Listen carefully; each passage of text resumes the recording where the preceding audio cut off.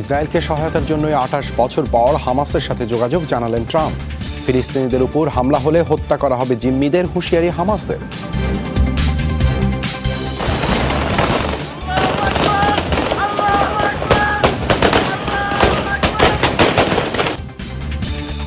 সরকার পতনের ২ মাসের মধ্যে ফের উত্তপ্ত সিরিয়া। আসাদ অনুসারীদের সাথে সেনাবাহিনীর সংঘাতে নিহত ৭০, কারফিউ জারি।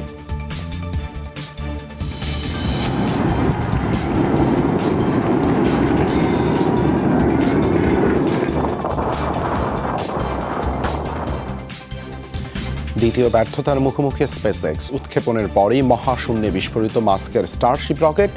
দ্বীপরাষ্ট্র বাহামায় পড়ল খণ্ডাংশ।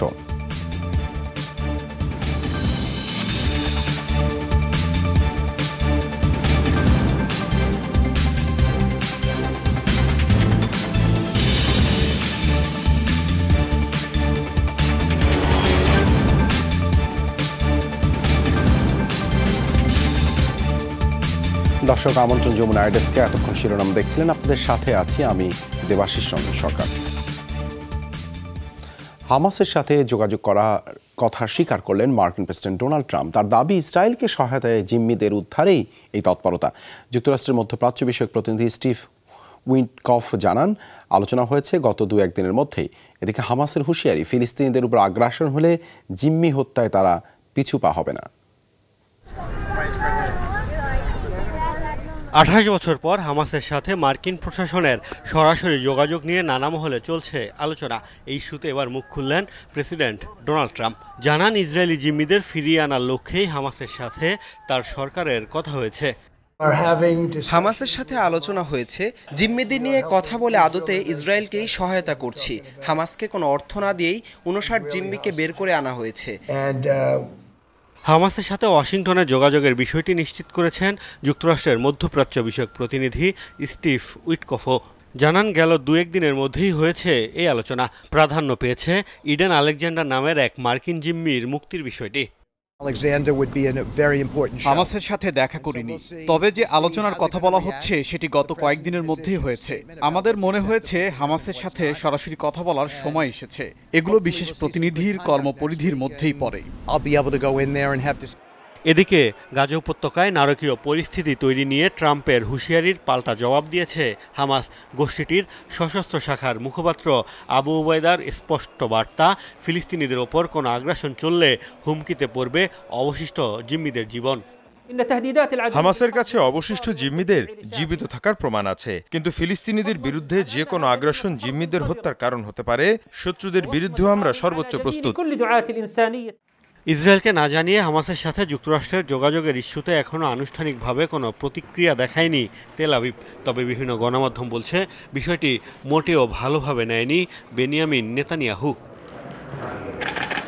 মোস্তফা মাহমুদ, যমুনা নিউজ। যুক্তরাষ্ট্রের সাথে যৌথ বিমান মহড়ায় অংশ নিল ইসরায়েল। বৃহস্পতিবার মহড়ার একটি ভিডিও প্রকাশ করে ইসরায়েলি সামরিক বাহিনী। এতে মার্কিন সামরিক বাহিনীর একটি B-52 মডেলের বোমারু বিমানের সাথে ইসরায়েলের F-35I এবং F-15I মডেলের 2টি যুদ্ধ বিমানকে উঠতে দেখা যায়। ইরানের সম্ভাব্য যুক্তরাষ্ট্র ইসরায়েল যৌথ হামলার জন্য সামরিক বাহিনীকে প্রস্তুত করাই এই মহড়ার উদ্দেশ্য, জানিয়েছে ইসরায়েলি প্রতিরক্ষা বিভাগ IDF। বলা হয়, ইরানের ভূগর্ভস্থ এবং অত্যন্ত সুরক্ষিত পারমাণবিক স্থাপনাগুলোয় মার্কিন বোমারু বিমান আঘাত হানতে সক্ষম।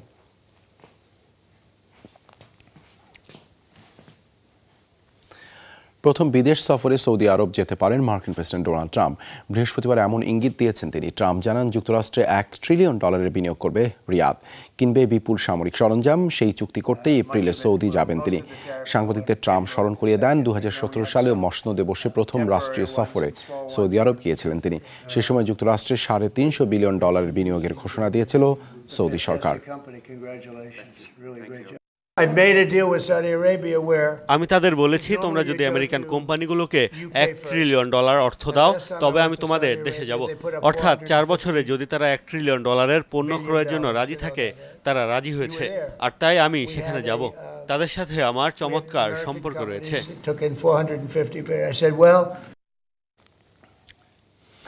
ত্রাণ সরবরাহে ব্যবহৃত কাগজ দিয়ে লণ্ঠন বানিয়ে স্বাবলম্বী গাঁজার এক নারী। যুদ্ধবিধ্বস্ত গাঁজায় ঘরবাড়ি হারালেও অস্থায়ী তাঁবুতে চলছে কার্যক্রম। নেহাত সন্তানদের শখ পূরণে শুরু করেন এই কাজ। বর্তমানে নানা রঙের এসব লণ্ঠনই ঘুরাচ্ছে রিহান সারাবের সংসারের চাকা। রমজানে বেশ সাড়াও পাচ্ছেন তিনি। দম ফেলারও যেন ফুরসত নেই রিহান সারাবের। গাজার এই নারীর ব্যস্ত সময় কাটছে রং বেরঙের বাতি তৈরিতে। প্রতিটি মুসলিম দেশেই পবিত্র মাহে রমজানকে ঘিরে রয়েছে নিজস্ব কিছু রীতি ও ঐতিহ্য। তেমনই গাজার এই রঙিন বাতি। তবে ইসরায়েলি তাণ্ডবে ধ্বংসস্তূপে পরিণত হওয়া গাজায় এখন নেই এসব বাতি তৈরির কোনো কারখানা। তাই নিজ উদ্যোগেই তৈরি করা হচ্ছে মনোমুগ্ধকর এসব বাতি। কোনো কারখানা নেই যেখানে এসব রঙিন বাতি তৈরি করা হবে, তাই আমিই উদ্যোগ নিয়েছি এসব রঙিন বাতি তৈরির। যুদ্ধবিধ্বস্ত গাজায় নেই খাবার আর ওষুধ, সেখানে বাতি তৈরির সরঞ্জাম যেন বিলাসিতা। তাই ভিন্ন পন্থা নিয়েছেন রেহান। পুরনো কাপড়, ফেলে দেয়া ত্রাণ সরবরাহের কাগজ আর কাঁচ দিয়ে তৈরি করছেন এসব বাতি। একদিকে ঐতিহ্য রক্ষা আর অন্যদিকে কিছু আয়ের লক্ষ্যেই এমন উদ্যোগ বলে জানান এই ফিলিস্তিনি নারী। এই সুযোগটি আমি কাজে লাগাতে চেয়েছিলাম। ফেলে দেওয়া ত্রাণের বাক্স ব্যবহার করে কিছু বানিয়ে বিক্রি করতে চেয়েছিলাম, যাতে আমার সন্তানদের লালন পালন করতে সুবিধা হয়। তবে কাঁচামালের অভাবে ঠিকমতো কাজ করতে পারছেন না তিনি। এর সাথে বিদ্যুতের সংকট তো রয়েছেই। সৌরশক্তির সাহায্যে কাজ করি আমি। রাতে কাজ করা যায় না, এজন্য দিনের বেলাতেই কাজ সেরে রাখতে হয়। এই কারণেই বেশি কষ্ট হয় আমার।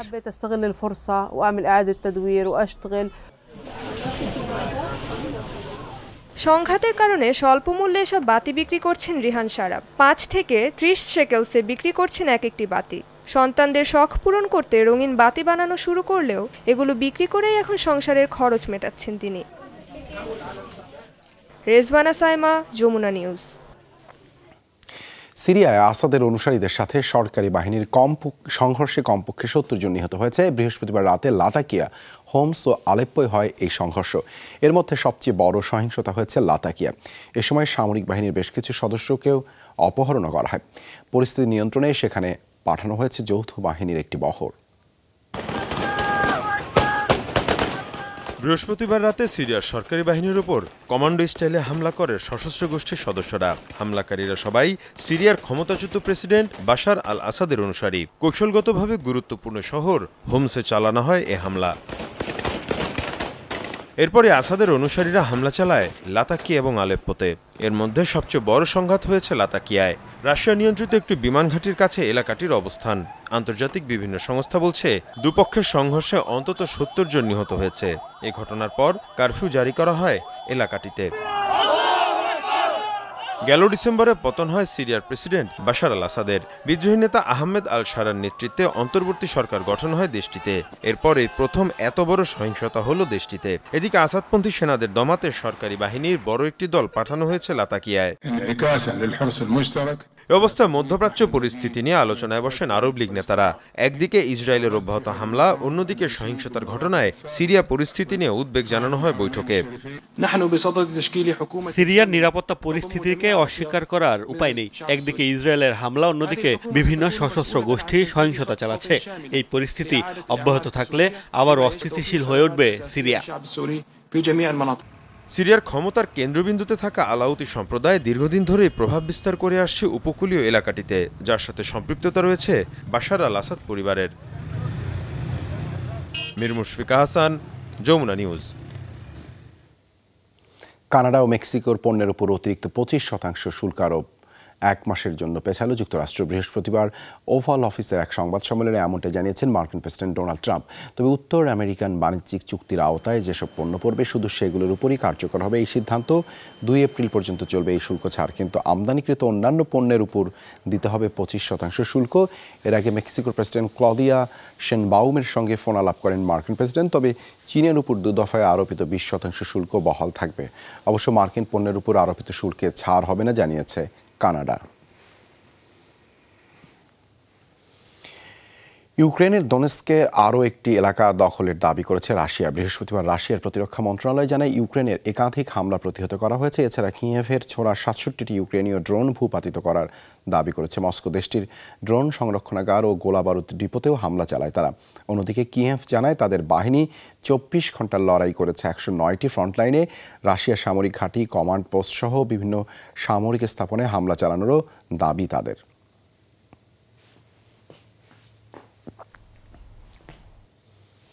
ইউক্রেনের নিরাপত্তা ইস্যুতে ব্রাসেলসে অনুষ্ঠিত হয়েছে ইইউ সম্মেলন। বৃহস্পতিবার বেলজিয়ামের রাজধানীতে এই জরুরি সম্মেলন অনুষ্ঠিত হয়। এ সময় হাঙ্গেরি ছাড়া ইইউভুক্ত বাদবাকি দেশ কিয়েভের পাশে থাকার নিশ্চয়তা দিয়েছে। ইউক্রেনের সামরিক সক্ষমতা বৃদ্ধির লক্ষ্যে নিজেদের প্রতিরক্ষা খাতে ব্যয় বাড়ানোর সিদ্ধান্তে একমত হয়েছেন জার্মানির বিদায়ী চ্যান্সেলর ওলাফ শোলজ, ইউরোপীয় কমিশনের প্রেসিডেন্ট সহ শীর্ষস্থানীয় নেতারা। তবে ইউক্রেনকে সামরিক সহায়তার পক্ষে নেই হাঙ্গেরি। ট্রাম্প সমর্থক হিসেবে পরিচিত হাঙ্গেরির প্রধানমন্ত্রী ভিক্টর অরবানের রুশ প্রেসিডেন্ট ভ্লাদিমির পুতিনের সাথেও রয়েছে সখ্যতা।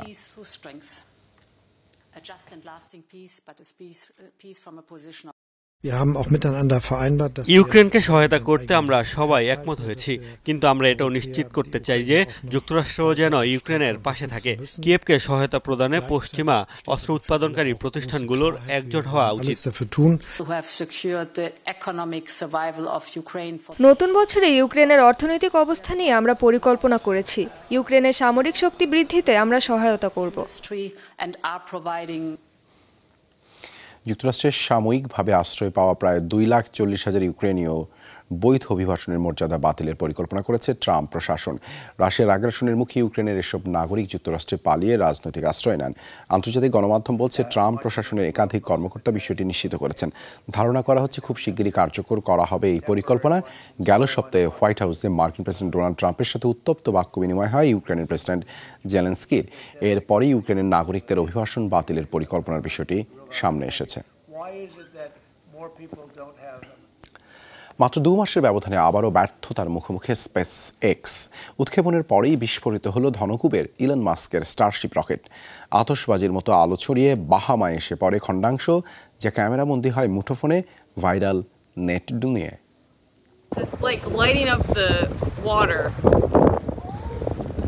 নাটকীয় দৃশ্যের অবতারণা হলো বাহামার রাতের আকাশে। অন্ধকার চিরে হঠাৎই আলোর ঝলকানি। তবে আতশবাজি নয়, এগুলো ছিল বিধ্বস্ত হওয়া স্পেসএক্সের রকেটের জ্বলন্ত খণ্ডাংশ। বিরল সেই মুহূর্ত ধরা পড়ে ক্যামেরায়, মুহূর্তেই যা ভাইরাল সামাজিক যোগাযোগ মাধ্যমে। বৃহস্পতিবার টেক্সাসের একটি লঞ্চপ্যাড থেকে উৎক্ষেপণ করা হয় রকেটটি, যা স্পেসএক্সের 8ম পরীক্ষামূলক উৎক্ষেপণ। মহাশূন্যে স্যাটেলাইট স্থাপনের পর ভারত মহাসাগরের ওপর দিয়ে নিয়ন্ত্রিতভাবে পৃথিবীতে ফেরার কথা। তবে মাটি থেকে মাত্র 150 কিলোমিটার উচ্চতায় বিস্ফোরিত হয় 403 ফুট উচ্চতার রকেটটি। অজ্ঞাত কারণবশত উৎক্ষেপণের পরই বন্ধ হয়ে যায় মহাকাশযানের ইঞ্জিন। প্রাথমিকভাবে এটাকেই দুর্ঘটনার কারণ ভাবা হচ্ছে। ক্যারিবীয় দ্বীপরাষ্ট্র বাহামার আকাশে ছড়িয়ে পড়ে রকেটের খণ্ডাংশ। অবশ্য সফলভাবে লঞ্চপ্যাডে ফিরে আসে বুস্টার। এই বিস্ফোরণের কারণে কিছুক্ষণ বন্ধ রাখা হয় বিমান চলাচল। 2 মাস আগেও পরীক্ষামূলক উৎক্ষেপণের সময় বিস্ফোরিত হয় স্পেসএক্সের আরও একটি রকেট। অনিক রহমান, যমুনা নিউজ। বেলজিয়ামে একটি মহাসড়কের উপর ধসে পড়ল একটি ব্রিজ। বৃহস্পতিবার দেশটির লা লাফিয়ের শহরে হয় এই দুর্ঘটনা। সংস্কারের উদ্দেশ্যে ভাঙা হচ্ছিল ব্রিজটি, তাই আগে থেকেই বন্ধ ছিল যান চলাচল। কিন্তু ভাঙার কাজ শেষ হওয়ার আগেই সেতুটি ধসে পড়ে। এতে প্রাণ হারান এক শ্রমিক, আহত হন আরও 2 জন। এই দুর্ঘটনায় বন্ধ রাখা হয় পাশের ব্রিজে যান চলাচল। কয়েক ঘন্টা পর সেটি খুলে দেওয়া হয়।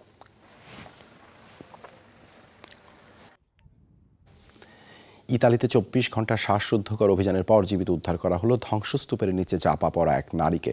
বৃহস্পতিবার রাতে রোজালিয়া দে জিউসা নামে 74 বছরের নারীকে অলৌকিকভাবে উদ্ধার করা হয়। বুধবার বারি শহরে ভবন ধসের পর থেকেই তিনি নিখোঁজ ছিলেন। গত বছর ভবনটি বিপজ্জনক ঘোষণা করে খালি করা হলেও বাড়িটি ছাড়তে রাজি হননি তিনি। তাই দুর্ঘটনার সময় ভবনেই ছিলেন। ধরে নিয়ে শুরু হয় তল্লাশি। একাধিক উদ্ধারকারী দল, প্রশিক্ষিত কুকুর ও ড্রোনের সহায়তায় তাকে শনাক্তের পর উদ্ধার করা সম্ভব হয়। এরপরে স্থানীয় একটি হাসপাতালে তাকে চিকিৎসার জন্য পাঠানো হয়। দ্বিতীয় বিশ্বযুদ্ধের সময়কার একটি অবিস্ফোরিত বোমা উদ্ধারের জেরে বন্ধ হলো ফ্রান্সের ব্যস্ততম রেল স্টেশনের কার্যক্রম। শুক্রবার ফ্রান্সের রাজধানী প্যারিসের গার দু নর্থ রেলওয়ে স্টেশনে হয় এই ঘটনা। কর্তৃপক্ষ জানিয়েছে বৃহস্পতিবার রাতের কাছেই এক জায়গায় চলছিল নির্মাণ কাজ, তখনই পাওয়া যায় দ্বিতীয় বিশ্বযুদ্ধের সময়কার একটি অবিস্ফোরিত বোমা। স্টেশন থেকে 2.5 কিলোমিটার দূরে রেল লাইনগুলোর মাঝখানে ছিল বোমাটি। এরপর থেকেই বন্ধ রেল চলাচল। বোমা অপসারণ শেষ না হওয়া পর্যন্ত কার্যক্রম বন্ধ থাকবে।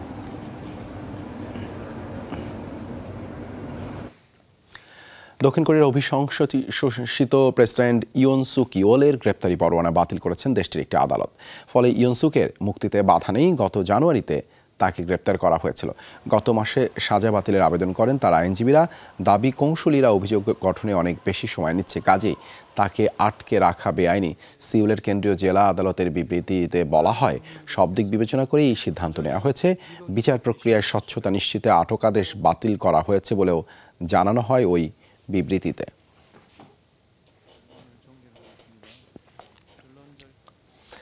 মাত্র 13 বছর বয়সী যুক্তরাষ্ট্রের সিক্রেট সার্ভিসের এজেন্ট ডিজে ড্যানিয়েল বিরল ক্যান্সারে আক্রান্ত কিশোরের স্বপ্ন পুলিশ অফিসার হওয়া। তার ইচ্ছে পূরণেই সিক্রেট সার্ভিসের সম্মানসূচক পদ দিলেন প্রেসিডেন্ট ডোনাল্ড ট্রাম্প। গত মঙ্গলবার কংগ্রেসের যৌথ অধিবেশনে ট্রাম্পের এই ঘোষণায় তৈরি হয় আবেগঘন পরিবেশ। প্রেসিডেন্টের উদ্যোগকে স্বাগত জানান তার বিরোধীরাও। মার্কিন কংগ্রেসে প্রেসিডেন্ট ডোনাল্ড ট্রাম্পের যৌথ অধিবেশনের ভাষণে অতিথি মাত্র 13 বছরের কিশোর ডিজে ড্যানিয়েল। এদিন এই অল্প বয়সেই তাকে সিক্রেট সার্ভিসের সম্মানসূচক সদস্য করে আলোচনার জন্ম দিয়েছেন ট্রাম্প। কেন মাত্র 13 বছর বয়সী এক কিশোরকে এজেন্ট বানালেন ট্রাম্প? দীর্ঘদিন বিরল ক্যান্সারের সাথে লড়াই করে এই বয়সেই অনুপ্রেরণার অনন্য এক নজির তৈরি করেছে ড্যানিয়েল, যার স্বীকৃতিস্বরূপ তাকে এই সম্মান দিয়েছেন মার্কিন প্রেসিডেন্ট। 2018 সালে ক্যান্সার ধরা পড়ে ড্যানিয়েলের। সে সময় চিকিৎসক জানিয়েছিলেন আর মাত্র 5 মাস বাঁচতে পারে সে। অথচ শারীরিক প্রতিবন্ধকতাকে বুড়ো আঙুল দেখিয়ে গত 6 বছর ধরে ক্যান্সারের সাথে লড়াই করে বেঁচে আছে সে। শৈশবে পুলিশ অফিসার হওয়ার স্বপ্ন দেখত ড্যানিয়েল। বিরল রোগে আক্রান্ত হওয়ার কারণে সেই স্বপ্ন যখন চুরমার হওয়ার পথে, তখন তার পাশে দাঁড়িয়েছেন Trump. Joining us in the gallery tonight is a young man who truly loves our police. আজ রাতে গ্যালারিতে আমাদের সাথে যোগ দিয়েছেন এমন একজন তরুণ যে সত্যিকার অর্থেই মার্কিন পুলিশকে ভালোবাসে। তার নাম ডিজে ড্যানিয়েল। তার বয়স 13 এবং সে সবসময় পুলিশ অফিসার হওয়ার স্বপ্ন দেখে। আমি আমাদের নতুন সিক্রেট সার্ভিস ডিরেক্টর শন ক্যারেনকে ড্যানিয়েলকে আনুষ্ঠানিকভাবে মার্কিন যুক্তরাষ্ট্রের সিক্রেট সার্ভিসের এজেন্ট হিসেবে নিযুক্ত করার অনুরোধ করেছি। ট্রাম্পের পদক্ষেপকে রিপাবলিকানরা তো বটেই, স্বাগত জানিয়েছে ডেমোক্রেট শিবিরও। সাধারণ মার্কিনিরাও সাধুবাদ জানিয়েছেন কিশোরের স্বপ্ন পূরণের এই উদ্যোগকে। মোস্তফা মাহমুদ, যমুনা নিউজ। দর্শক, যমুনা ডেস্ক আজ এ পর্যন্ত। এতক্ষণ সাথে থাকার জন্য ধন্যবাদ সবাইকে।